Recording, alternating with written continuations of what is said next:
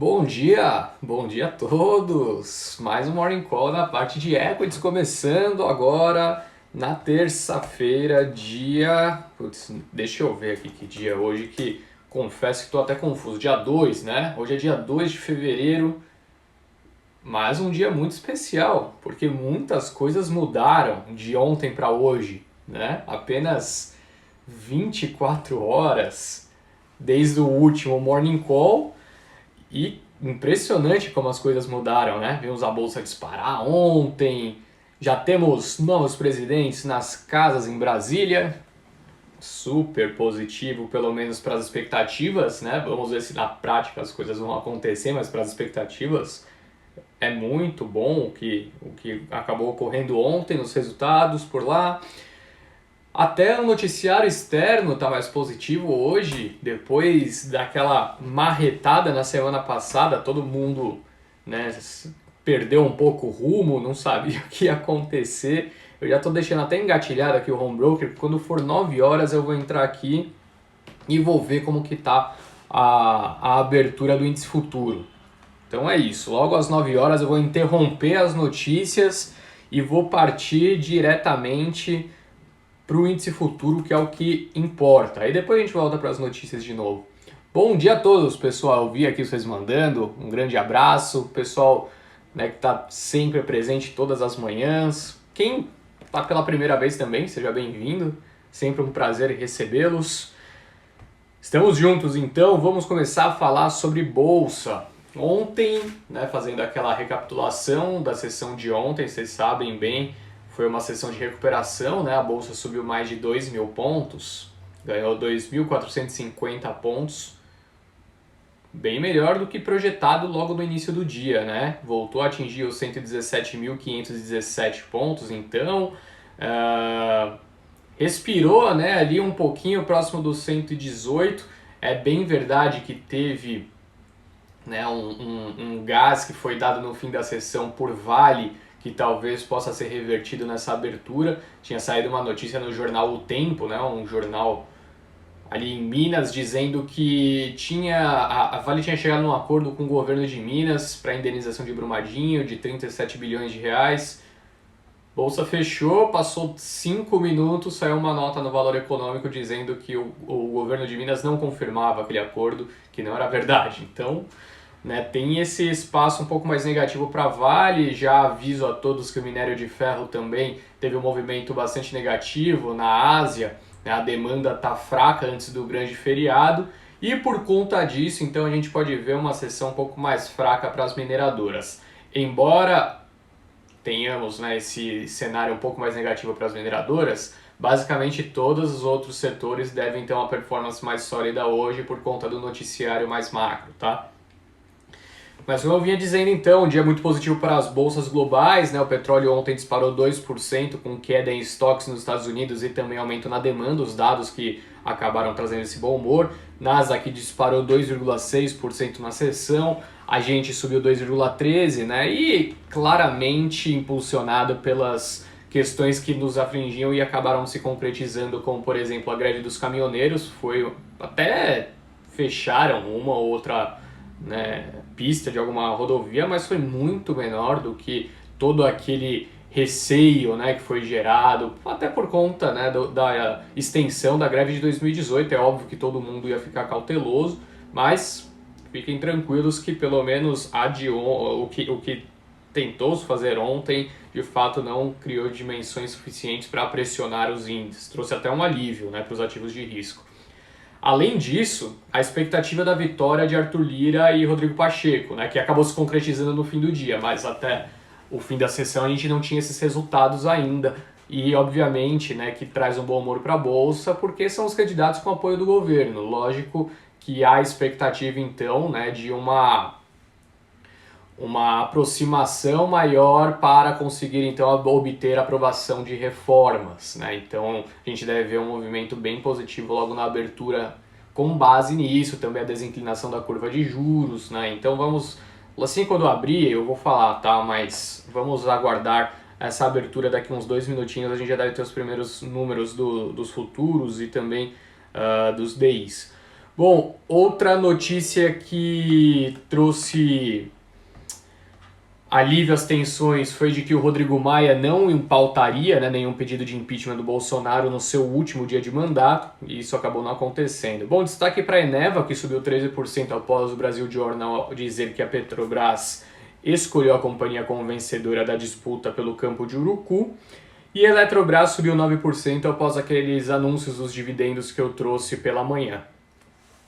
Bom, falar um pouquinho do fluxo de investimentos. Dia 28 de janeiro foi o último dado divulgado pela B3, tá? Dia 28 de janeiro foi a quinta-feira da semana passada, então falta só um dia de divulgação da B3 para a gente conseguir fechar os dados de janeiro, que foram muito fortes em termos de ingresso de capital estrangeiro, tá? No dia 28 de janeiro, o destaque, né, foi a saída de investimentos de pessoas físicas, quase na casa de 1,5 bilhão. O saldo no ano segue positivo em 3 bilhões e 339 milhões de reais, enquanto o investidor estrangeiro ingressou com mais 667 milhões de reais nessa data. Desculpa pessoal, o saldo no ano está positivo em praticamente 24 bilhões de reais, tá? Notícia positiva que vem também da saúde é de que o Butantan planeja entregar mais 17,3 milhões de doses da Coronavac até o fim de março, segundo o anúncio do governo de São Paulo. Bom, passando a conversa agora para a abertura da sessão de hoje, uma abertura muito positiva que se desenha nas bolsas globais. Aqui deve ser até um pouco melhor por conta das eleições de ontem, mas se você analisar, o petróleo sobe mais 2%, então ontem subiu 2%, né? E hoje já sobe mais 2%. Atingindo o patamar de 57 dólares e 55 cents. O barril é o maior patamar desde o início da pandemia, então isso obviamente traz um movimento positivo para as empresas do setor por aqui. Índices futuros norte-americanos e Europa subindo em média 1%, com sinais de progresso em direção a novos estímulos dos Estados Unidos e expansão do programa de vacinação, ambos melhorando o sentimento, tá? Destaque para ontem, né, teve a reunião do Biden com os senadores republicanos e parece que teve avanços. O Biden vai bater na tecla que ele quer a extensão do programa de estímulo fiscal, né, nas suas proporções e não aquela enxuta apresentada pelos republicanos. Bom, hoje quem tem se destacado, né, na performance ali no pre-market em Nova York são as ações das empresas de tecnologia, tanto Amazon e Alphabet, né, avançam nessa manhã na expectativa dos seus resultados. Ambos os resultados vão ser divulgados hoje. A Alphabet, para quem não sabe, é a empresa que controla o Google, tá? Destaque negativo, como eu disse, para o minério de ferro, né, despencando na China com demanda fraca antes do feriado. Aqui no Brasil, expectativa positiva por conta das eleições, e a dúvida que fica agora é se teremos andamento ou não com as reformas. Se não tiver agora, não teremos nunca mais, né?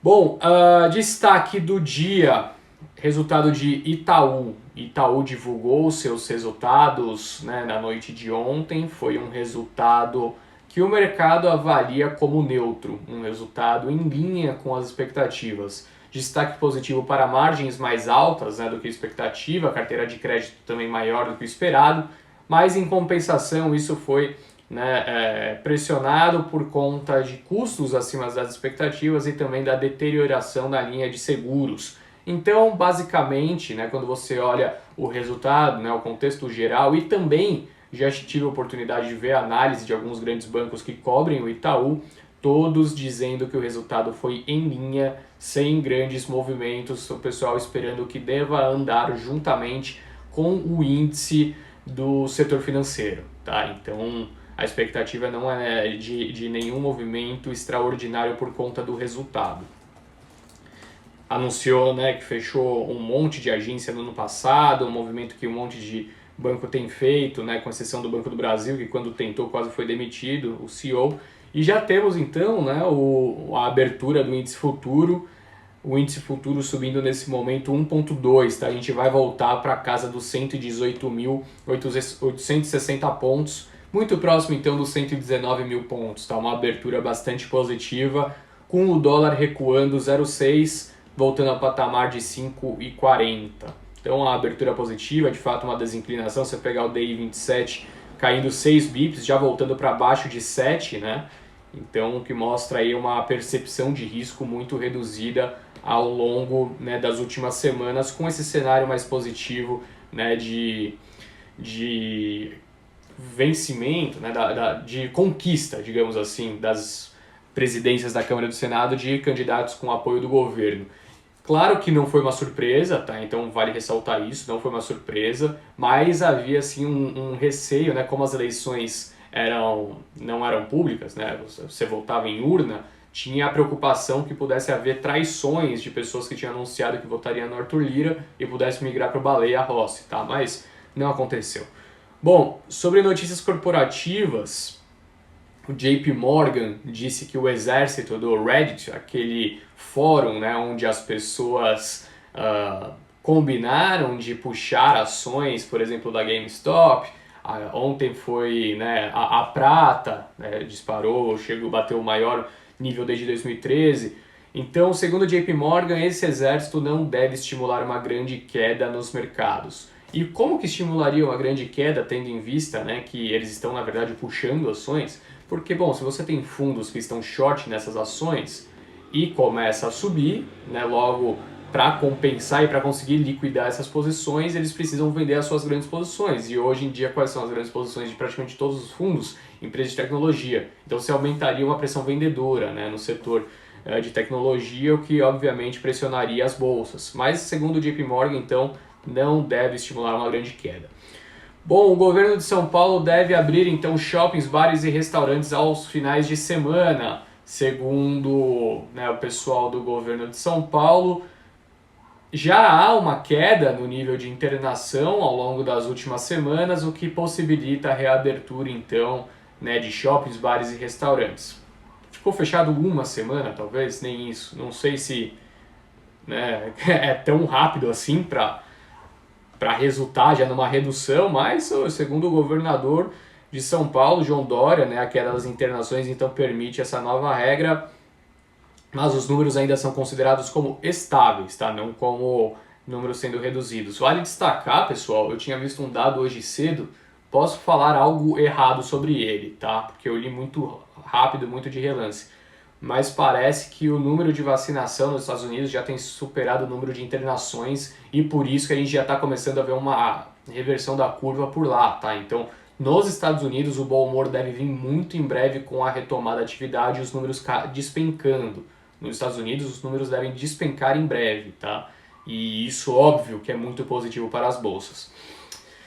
Embarques de minério de ferro do Brasil subiram 9% em janeiro, né, por conta das condições climáticas. Os embarques ficaram acima das expectativas do mercado, que é obviamente positivo.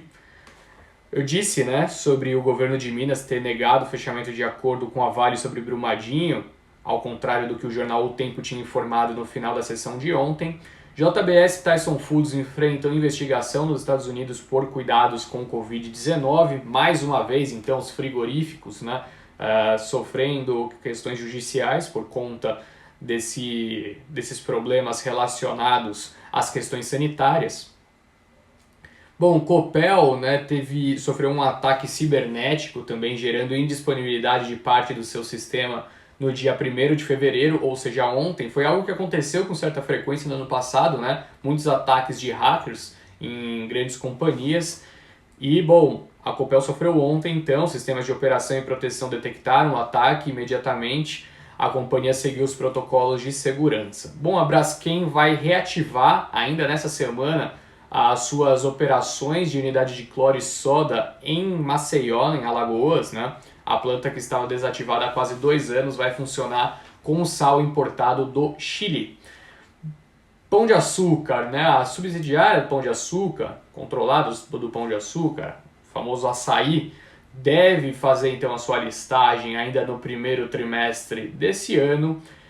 O açaí prevê inaugurar 123 lojas em 5 anos. Tá? O investimento da rede de atacarejo pode chegar em quase 7 bi e é um movimento muito positivo para Pão de Açúcar. Né? Por quê? Porque o açaí cresce a um ritmo muito maior do que o Pão de Açúcar. Né? O atacarejo hoje em dia é o que mais cresce, tanto o açaí quanto o atacadão do Carrefour têm sido, né, ambas as redes, os principais destaques. E quando você consegue, né, fazer essa listagem, você tira ali de dentro, você tira o desconto a qual é negociado por estar dentro, né, da estrutura do Pão de Açúcar. Então há a expectativa de que destrave valor com essa possível listagem para os acionistas do Pão de Açúcar é positivo. Sobre Petrobras, né, a Petrobras comunicou que recebeu então propostas vinculantes para a venda da totalidade do conjunto de 7 concessões de produção terrestre denominado Polo Urucu, localizado na bacia de Solimões, no Amazonas. Iniciou fase de negociação com a Eneva para potencial venda. Basicamente a notícia que foi dada ontem, né, ao longo da sessão pelo Brasil Journal, fez com que os papéis da Eneva disparassem 13%. A 3R era uma empresa que estava disputando, né, esse polo também, e parece que a preferência é de fato para a venda, né, para a Eneva, o que obviamente trouxe um bom humor. Sobre 3R, né, a empresa fez a sexta aquisição de Campos Maduros da Petrobras, contrato de 55 milhões de dólares, fechou a compra dos campos de gás de Peroá e Cangoá, tá? Esses campos ficam no Espírito Santo. A Ser Educacional concluiu a aquisição da Sociedade Educacional de Rondônia, famosa Unesc, por meio de sua subsidiária Centro Nacional de Ensino Superior, a Cenesup. Bom, a operação foi anunciada em dezembro do ano passado e fechada pelo valor de 120 milhões de reais. Mais uma aquisição que é concretizada, né, sem nenhuma novidade aqui, já tinha tido esse anúncio em meados do ano passado. Bom, a TOTUS teve sua recomendação elevada pelo Credit Suisse de neutro para compra, o preço-alvo de R$ 35, que implica um potencial de alta de 23% em relação ao último fechamento. Burger King, famoso BKBR3, teve recomendação elevada pelo Morgan Stanley de neutro para compra, com preço-alvo em R$ 13, que implica um potencial de alta de 37% em relação ao último fechamento. E a Pets teve o seu preço-alvo elevado pelo Bank of America, passando de 20 para R$ 28, que representa um potencial de alta de 30% em relação ao último fechamento, certo? Vamos só ver se tem alguma outra notícia que a gente tenha deixado passar, que tenha saído ao longo do call aqui, e aí a gente já completa, né? Que hoje o call foi, apesar de rápido, muito extenso, né? Cheio de novidades. As notícias saíram aqui sem grandes novidades, para ser bem sincero. Intelbras, né, do ramo de segurança eletrônica, precifica hoje o seu IPO. A oferta aqui pode levantar até 1 bilhão, 240 milhões de reais. O que mais? Sem grandes novidades, pessoal. Unidade de Gazit Globe no Brasil planeja IPO em São Paulo. Enfim, em linhas gerais, não temos grandes novidades. Só ficar atento então com essa abertura, uma abertura positiva, né? Nesse momento até o futuro andou um pouquinho mais da hora que eu tinha falado para vocês. Está exatamente em 119 mil pontos, subindo 1,3, tá? O dólar ali na casa dos 5,40, 5,41 e uma desinclinação bem importante da curva de juros, o que é muito positivo para o futuro de alguns setores, como construção civil, como utilities, né, tanto saneamento quanto energia, que são empresas que dependem bastante, né, da inclinação da curva de juros, principalmente dos vértices mais longos para a decisão de investimento de longo prazo de investidores. E obviamente, né, que quanto menor a taxa de juros, maior o incentivo das pessoas a buscarem ativos de risco. E os movimentos da GameStop e Prata recuaram? Sim, ontem a GameStop caiu 30%, né, a Prata... Deixa eu ver como tá a Prata aqui. Não olhei hoje, para ser sincero, a Prata. Mesma coisa, ó, tá caindo 6,5 hoje. Então os movimentos sim recuaram, agora a dúvida fica, né? Para onde que vão partir? Vão partir para uma nova empresa, para uma nova commodity, ou será que agora vão se acalmar um pouco? Eu, sinceramente, é o tipo de resposta que eu não faço a menor ideia. Bom, é isso então, pessoal. Novamente a gente já está com o tempo meio estourado aqui. Cyrela é um nome que a gente gosta, é a nossa top pick do setor de construção civil. O mercado tem batido não só em Cyrela, mas no setor de construção como um todo por conta do aumento dos riscos, né? A curva de juros tinha se inclinado e, como eu disse, é um setor que ele é extremamente dependente, né, da inclinação da curva de juros e seus movimentos. Então o mercado estava um tanto quanto cauteloso, né? A expectativa de elevação da taxa de juros podia novamente, né, voltar para o crédito imobiliário um pouco mais caro e, por consequência, o pessoal diminuiu o financiamento, a demanda a longo prazo cair.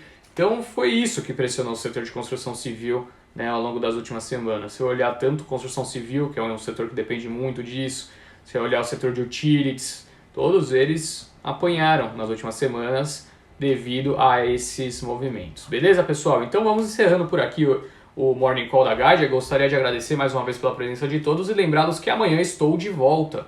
Amanhã às 8h45. O Ale está fazendo o Morning Call de manhã, né, às 8h30. Às 8h45, 8h50 eu entro. E hoje tem live Quero um Guia com Conrado Magalhães, tá? Então, para falar um pouquinho sobre as eleições da Câmara e do Senado, o Conrado que vai fazer a Quero um Guia hoje, que ocorre às... Que horas que ocorre, hein? Quero um Guia 5h30. 5h30 a gente vai ter a Quero um Guia então com o Conrado Magalhães. Bem interessante, tá? Eu não perderia essa oportunidade, não. Ele é um dos maiores especialistas de política que a gente tem no mercado. E, bom, dado todos os movimentos, nada melhor do que escutá-lo um pouquinho. Beleza? Obrigado a todos, então. 9h15, vamos encerrando por aqui o Morning Call. Um bom dia a todos, ótimos negócios. Tchau, tchau.